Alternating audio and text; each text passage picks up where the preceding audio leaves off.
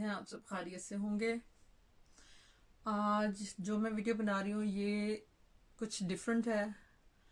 मैंने एक हदीस सुनी थी जो कि मुझे अच्छी लगी और मेरा दिल किया कि मैं आप लोगों के साथ भी शेयर करूँ।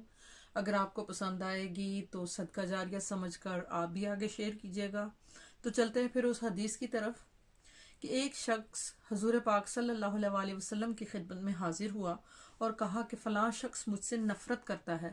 आप सल्लल्लाहु अलैहि वसल्लम ने उस शख्स को बुला भेजा और उससे पूछा कि इस शख्स से नफ़रत का सबब क्या है। तो उस शख्स ने फरमाया कि या रसूलल्लाह सल्लल्लाहु अलैहि वसल्लम, मैं इसका पड़ोसी हूँ और इसके तमाम हालात से वाकिफ़ हूँ। ये शख्स सिर्फ फ़र्ज़ नमाज अदा करता है। तो उस शख्स ने कहा कि या रसूलल्लाह सल्लल्लाहु अलैहि वसल्लम, इससे पूछिए कि क्या कभी मैंने फ़र्ज़ नमाज को उसके वक़्त से कज़ा किया है या फिर मैंने वज़ू में या उसके रुकू सजूद में कोई गलती की है।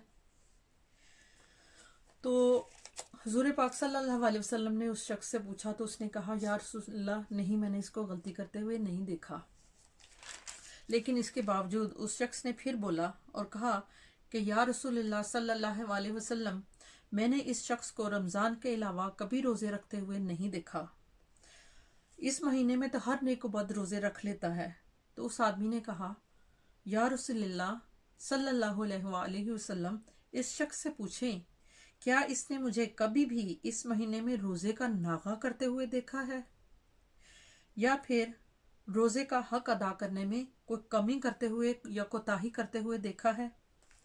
तो उसने कहा नहीं, मैंने ऐसा कभी नहीं देखा। लेकिन इसके बावजूद वो शख्स फिर बोला और उसने एतराज़ किया कि या रसूलल्लाह सल्लल्लाहु अलैहि वसल्लम, अल्लाह की कसम, मैंने इस शख्स को कभी किसी साइल को कुछ देते हुए नहीं देखा और ना ही इसको अपने माल में से अल्लाह की राह में कुछ खर्च करते हुए देखा है, सवाए ज़कात के, जो हर नेक और फाजिर सभी लोग अदा करते हैं।